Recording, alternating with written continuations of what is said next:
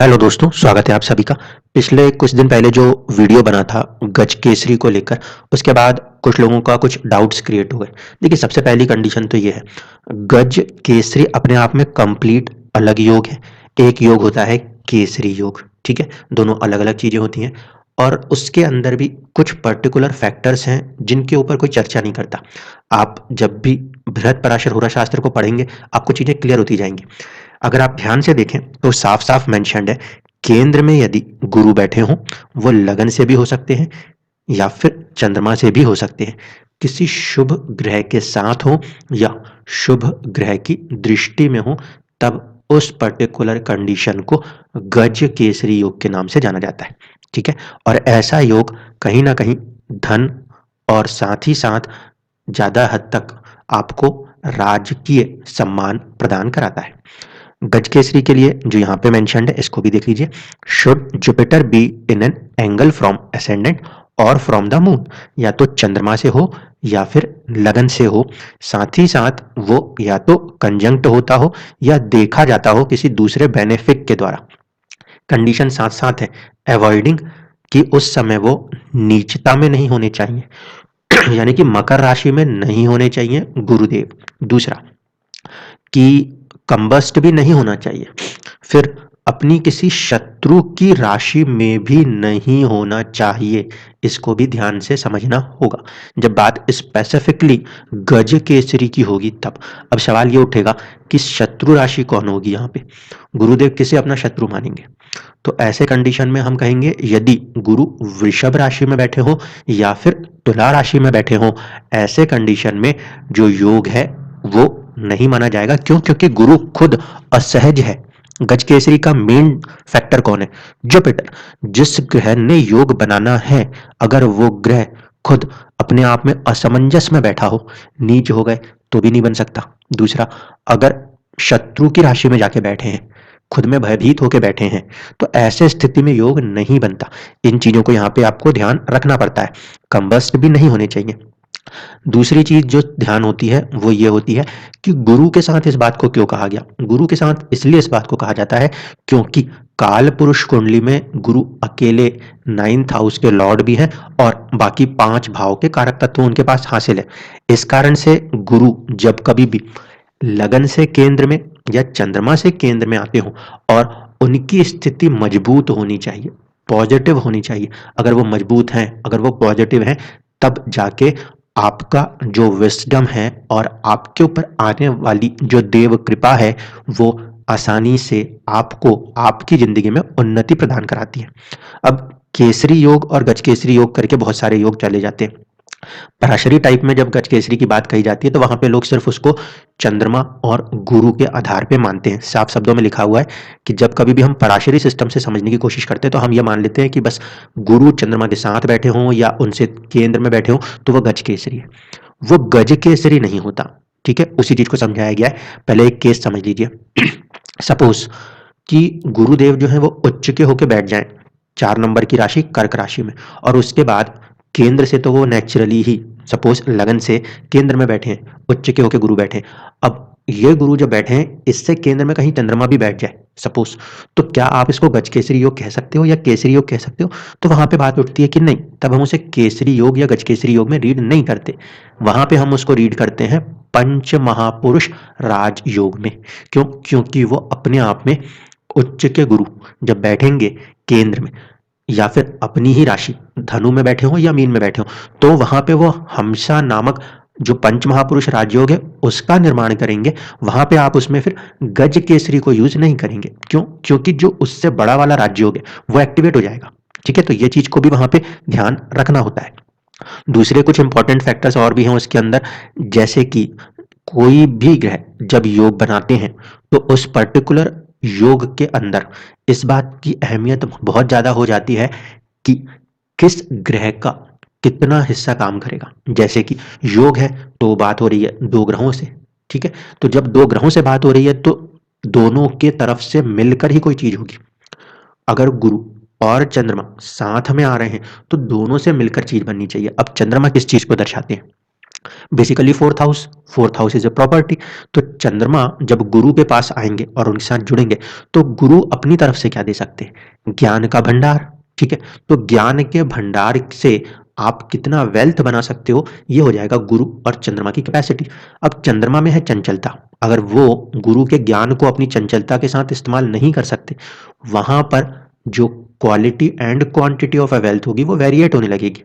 इसीलिए जब कभी भी गज केसरी या गज केसरी को छोड़ के किसी भी तरीके के योग जिसमें दो ग्रह इन्वॉल्व होते हों, वो सभी योगों में आपको ये देखना पड़ेगा कि दोनों ग्रहों की स्थिति क्या है, क्या दोनों के दोनों सहज हैं। अगर दोनों सहज हैं तब तो मिलके अच्छे से काम करेंगे, लेकिन यदि मान लीजिए दो ग्रह बने आपस में जुड़ के बैठे हुए, तो ऐसे स्थिति में जो ग्रह असहज होगा वो फिर अपनी जो रोल है उसका उस योग में वो कमजोर पड़ता जाएगा।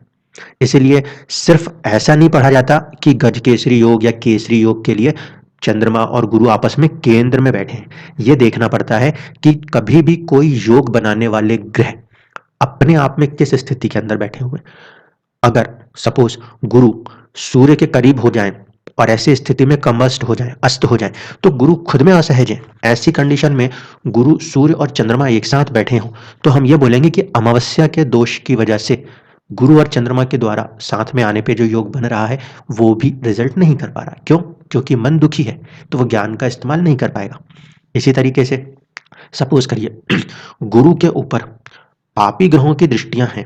पापी ग्रहों की दृष्टियों से मेरा मतलब है गुरु के ऊपर मंगल की दृष्टि काम कर रही है, गुरु के ऊपर शनि की दृष्टि काम कर रही है, गुरु के ऊपर राहु की दृष्टि काम कर रही है और उससे कहीं भी केंद्र में चंद्रदेव बैठे। अब ऐसे स्थिति में क्या होगा, बनेगा तो कहीं ना कहीं किसी तरीके से एक प्रकार का केसरी योग, लेकिन गुरु क्योंकि क्रूर ग्रहों की दृष्टि से असहज है तो इतनी आसानी से वो रिजल्ट्स मैनिफेस्टेट नहीं हो सकते।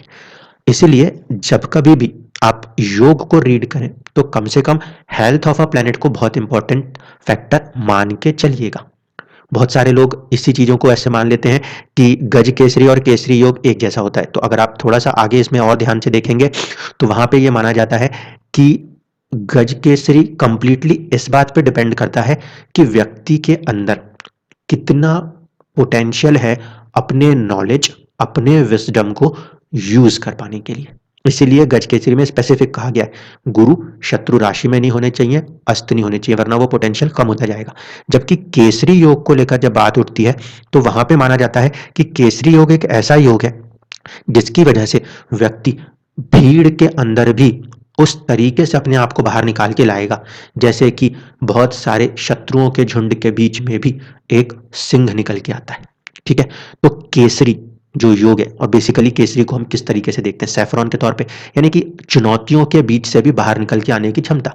वो योग किस तरीके से काम कर रहा है, क्योंकि ज्ञान है व्यक्ति के पास और चंद्रमा मन में पॉजिटिविटी है, तो दोनों मिलकर मन की पॉजिटिविटी और आपका ज्ञान, ये दोनों मिलकर आपको कठिन से कठिन परिस्थितियों से निकाल के बाहर ला सकते हैं। और ऐसा ही व्यक्ति जिसकी कुंडली में चंद्रमा और गुरु के बीच में एक पॉजिटिव संबंध बनता हो, ऐसा व्यक्ति लोगों को काउंसिल कर सकता है। इसलिए मैंने कहा था उस पर्टिकुलर में भी कि देखिए वहां पे गुरु और चंद्रमा के बीच में युति हो रही थी, दोनों के दोनों जो हो रहे थे वो बुध की राशि में हो रहे थे। ना तो चंद्रमा बुध को इतना पसंद करते हैं और ना ही गुरु इतना पसंद करते, तो वहां पे वो चीज थोड़ी सी असहज हो रही थी। शनि वहां पे राशि में बैठे थे तो शनि के बैठने से भाग्येश होने के कारण एक पॉजिटिविटी थी। आगे जाके वो योग मटेरियलाइज हो जाएंगे, बट कौन कराएंगे, गुरु नहीं करा पाएंगे, शनि कराएंगे, क्योंकि गुरु की शुभता शनि की तरफ शिफ्ट हो गई। जब कभी भी किसी कुंडली में कोई दो ग्रह साथ में बैठते हैं तो एक की शुभता दूसरे पे और दूसरे का प्रभाव पहले वाले के ऊपर जाता है। दो दोस्त आमने सामने बैठे हैं, दोनों की ऑरा, दोनों की एनर्जियां आपस में एक दूसरे को कनेक्ट करती हैं। इसीलिए जब कभी भी गज केसरी योग को पढ़ें तो इस बात को पहले सुनिश्चित करें कि आपके कुंडली में गुरु कितने सहज बैठे हैं, राशि के लेवल पर भी, नक्षत्र के लेवल पर भी, इसी तरीके से भाव के लेवल पर भी। हो सकता है कि गुरु चंद्रमा से केंद्र में तो बैठे हैं लेकिन गुरु 6, 8, 12 भाव में बैठे हो। ऐसे स्थिति में वो पहले भाव का जो प्रभाव है उससे ग्रह को उभरना है, इसके बाद वो अपनी चीजों को अप्लाई कर पाएंगे। इसीलिए गज केसरी योग स्पेसिफिकली अगर बात करें तो ये ध्यान रखना कि अगर लगन से या चंद्रमा से केंद्र में कहीं पर भी गुरु बैठे हो प्लस गुरु के ऊपर शुभ ग्रह की दृष्टि हो या गुरु के साथ शुभ ग्रह बैठे हो। अब यहाँ पे सवाल ये उठता है कि गुरु अपने आप में ही सबसे ज्यादा शुभ ग्रह है, उनसे ज्यादा शुभ ग्रह तो कोई होता नहीं, तो फिर कौन से शुभ ग्रहों की बात होगी? तो शुभ ग्रहों में लिए जाएंगे शुक्र, ठीक है, फिर बुध अगर बुध पीड़ित ना हो, चंद्रमा यदि चंद्रमा सूर्य से 3 घर आगे हो तब ही, नहीं तो नहीं। इस चीज को ध्यान रखिएगा। अगर ऐसे चंद्रमा, ऐसे शुक्र या ऐसे बुध की दृष्टि गुरु के ऊपर है तो जो कॉज है, दृष्टि कब आएगी? 7वीं दृष्टि ही दे सकते हैं ऐसे ग्रह। ऐसे स्थिति में गुरु की दृष्टि भी उन ग्रहों के ऊपर जाएगी। इस वजह से जो गज केसरी फॉर्मेशन होगा उसमें दूसरा फैक्टर ये देखा जाएगा किस शुभ ग्रह की दृष्टि काम कर रही है। अगर गुरु के ऊपर बुध की दृष्टि है तो व्यक्ति अपनी वाक्पटुता, अपने कम्युनिकेशन के दम पर राज कर सकता है। अगर गुरु के ऊपर शुक्र के प्रभाव है, क्योंकि आमने सामने बैठेंगे दृष्टि प्रभाव होगा, दोनों एक दूसरे पे शुभ दृष्टि करेंगे, भले शत्रु है, अति शत्रु हो जाए कोई प्रॉब्लम नहीं, लेकिन उस कंडीशन में जो दृष्टियां हैं वो शुभ है। तो वहां पर जो फाइनेंशियल मैटर्स है जो शुक्र को डोमेन में लेकर आते हैं, फूड का है, रिलेशनशिप्स हैं, आपके लग्जूरियस मटेरियल्स आइटम्स हैं, उन चीजों का नॉलेज आपके पास होगा और आप उसके दम पे लोगों पे रूल कर सकते हो। ये वहां पे कंडीशन आती है अगर शुक्र से बनता हो। बुध से बनेगा तो वाणी के आधार पे आएगी। चंद्रमा जो होता है वो पब्लिक डीलिंग को दर्शाता है, चंद्रमा मन को दर्शाता है, वो लोगों से कनेक्ट होने की क्षमता को दर्शाता है। इसीलिए जब गुरु चंद्रमा आमने सामने आए और एक दूसरे पर दृष्टि प्रभाव लेते हैं या साथ बैठ के लेते हैं तो ऐसे स्थिति में लोगों से जुड़ने की संभावनाएं, राजनीति या ऐसी कंडीशन है जहां पे सोशल सर्विसेज या पब्लिक सर्विसेज बढ़ती हैं, ऐसे कामों के अंदर व्यक्ति के आगे बढ़ने की संभावनाएं बढ़ जाती हैं। जब भी किसी कुंडली के अंदर 9th house Lord plus Jupiter का आशीर्वाद होता है, ध्यान से बात को समझिएगा, जब भी कुंडली के अंदर 9th house Lord plus Jupiter का आशीर्वाद होता है तभी किसी व्यक्ति को किसी भी तरीके की सरकारी नौकरी, सरकारी सेवा या किसी भी बड़े से बड़े पद पे आसीन होने की क्षमता प्राप्त होती है। यूपीएससी और ये सारे एग्जामों के लिए बात होती है, वहां पे अलग फैक्टर है, कंपटीशन एग्जाम्स और वो चीजें की बात नहीं कर रहा मैं। मेजर मुद्दा क्या है? जब तक कि आपके ऊपर गुरु की देव कृपा, नॉलेज, विस्डम, लोगों से कनेक्ट होने की क्षमता, उनको प्रभावित करने की क्षमता नहीं होगी, प्लस आपके कुंडली का 9th हाउस जो कि बताता है कि इंसान राज्य सरकार के साथ कार्य करेगा कि नहीं करेगा, इन दोनों का पॉजिटिव रिस्पॉन्स जब तक कुंडली में नहीं होगा तब तक आप अपने आप को किसी भी सरकारी पद के ऊपर आसीन नहीं देखते। तो क्या फिर ये जो गज केसरी के अंदर चीजें लिखी हैं ये खराब हो जाएंगी? नहीं, ऐसा नहीं होता। अगर 9th हाउस लॉर्ड सपोर्ट ना करता हो तो भी गुरु यदि पॉजिटिव है तो आप प्राइवेट या अपने खुद के ही एरिया में राइज कर जाएंगे। इसलिए इस बात को समझा रहा हूं, हमेशा ऐसा मत समझ लीजिएगा कि गजकेसरी योग इस बात की गारंटी दे देगा कि आपको सरकार में रह के काम करना है या सरकारी अफसर में बैठ के काम करना है, ऐसा कुछ नहीं है। अगर ये योग बनते हैं, केंद्र से बन रहे हैं, तो शत्रु राशि में ना हो, ठीक है, गुरु जितनी शुभता के साथ होंगे उतना अच्छा, असहज होंगे तो चीजों में उतनी देरियां आएंगी। दूसरा, जब भी ये केंद्र में बने तो अगर 9th हाउस लॉर्ड का सपोर्ट नहीं है तो भी व्यक्ति प्राइवेट एरिया में या अपने प्राइवेट जॉब्स के अंदर भी, अपने खुद के काम के अंदर भी काउंसलिंग के कामों को जरूर कर सकता है, क्योंकि सलाहकारी जो है वो कहीं ना कहीं गुरु के बिना नहीं होती। ज्ञान, काउंसलिंग, ये सारे काम जुपिटर के डोमेन्स में ही आते हैं। इसीलिए गज केसरी योग जब भी बनेगा व्यक्ति के अंदर ज्ञान होगा, और यदि चंद्रमा ने सपोर्ट किया है तो लोगों से कनेक्ट होने की क्षमता है, बुध ने किया है तो स्पोकमैन वाली कंडीशन है, शुक्र ने किया है तो विलासिता वाले काम है। जैसे आप कई लोगों को देखते होंगे कि उन्होंने कार के रिव्यूज बनाए हैं, उसके बारे में नॉलेज है उनको, उनके बारे में गाइडेंस दे सकते हैं, मैरिज रिलेशंस की गाइडेंस दे सकते हैं। इस तरीके से वो शुभ ग्रह कौन सा है उसको देखकर कंप्लीटली गज केसरी योग काम करता है। तो ये है एक्चुअल ट्रुथ प्योर गज केसरी का। दूसरा होता है सिर्फ केसरी। केसरी मतलब कि झुंड के बीच में से भी अपने आप को असेंबलीज में बाहर निकाल के लेके आना, वो तब बन जाता है जब चंद्रमा से आप गुरु को कभी भी केंद्र में या साथ में देखते हैं। इसलिए दोनों के बीच के अंतर को समझिए और योग को अप्लाई करते वक्त जब चंद्रमा गुरु की बात करें तो इस बात को इंश्योर करिएगा कि चंद्रमा भी अपनी मित्र राशि में बैठे हो या कम से कम ऐसी राशियों में बैठे हो जो कि शुभ हो। शुभ इन द सेंस चंद्रमा का कोई शत्रु नहीं होता, लेकिन चंद्रमा के भाव प्लस चंद्रमा जिस राशि में बैठे हैं उस राशि स्वामी के साथ उनकी नैसर्गिक मित्रता कितनी है इसको पहले फिक्स करना होता है। दूसरा, कुंडली में तात्कालिक मित्रता है या न्यूट्रल पड़ गए हैं।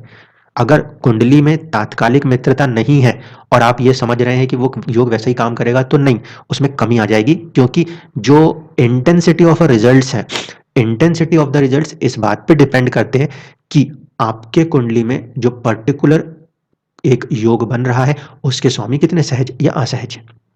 एग्जाम्पल में देख लीजिएगा, अमिताभ बच्चन जी की कुंडली में गुरु उच्च के हैं, छठे भाव में बैठे थे, चंद्रमा भाग्य भाव में बैठे हुए नजर आते हैं, और गुरु और चंद्रमा आपस में केंद्र में बैठे हैं। लेकिन गुरु क्योंकि छठे भाव में जाके उच्च हुए हैं तो जिंदगी में एक संघर्ष भी नजर आता है, और इसके बाद व्यक्ति जो है उसने कहीं ना कहीं लोगों के दिलों पे राज किया हुआ है। ठीक है, वहां पे आपको ये योग समझ में आ जाएगा। वो लगन से केंद्र में नहीं है, लेकिन जो गुरु हैं वो उच्च राशिस्थ हैं। अब देखिए, गुरु उच्च राशिस्थ हों लेकिन लगन से केंद्र में होकर हों तो पंच महापुरुष राजयोग बनता है। उस कुंडली में गुरु क्योंकि छठे भाव में बैठकर उच्च है तो वहां पे पंच महापुरुष राजयोग नहीं बनेगा। ऐसे कंडीशन में गुरु छठे भाव में बैठ के उच्च है और उनसे 4 घर आके केंद्र में चंद्रमा बैठे हैं, तो वहां पे हम कौन सा योग लेके चलेंगे? वहां पे हम केसरी योग लेके चलेंगे। केसरी योग के अंदर जब आप देखोगे तो आपको चीजें समझ में आ जाएंगी। 4 नंबर, 5 नंबर, 6 नंबर और 7 नंबर, चंद्रमा 7 नंबर की राशि में बैठे हैं तो कहीं ना कहीं वो सेलिब्रिटी के रूप में और राज कर रहे हैं। सभी सेलिब्रिटीज, सभी एक्टर एक्ट्रेसेस के ऊपर उनका नाम चलता है। इस तरीके से वो योग काम करते हैं। वहां पे गुरु उच्च है, इसीलिए काफी ज्यादा विजडम है, काफी ज्यादा नॉलेज है व्यक्ति के पास उस चीज में महारत दिखा पाने की। इस प्रकार से कुंडली में किसी भी भाव में गुरु अगर उच्च के बैठे हैं या अच्छी अवस्था में बैठे हैं और उससे केंद्र में भी यदि चंद्रमा है, कभी ऐसा मत सोचिएगा कि सिर्फ लगन के केंद्र में ही दिख रहा है, ऐसा नहीं। 6, 8, 12 में भी बैठा है लेकिन गुरु की स्थिति अच्छी होनी चाहिए, अस्त नहीं होना चाहिए, शत्रु राशिस्थ नहीं होना चाहिए। अगर ऐसा है तो आप लोगों की कुंडली में भी केसरी योग काम करेगा। जिस भी फील्ड में आप काम करोगे उस फील्ड के नॉलेज के दम पे आप दूसरों पे रूल कर सकते हैं। डिपेंड यही होगा चंद्रमा किस राशि में है, गुरु किस राशि में है। धन्यवाद।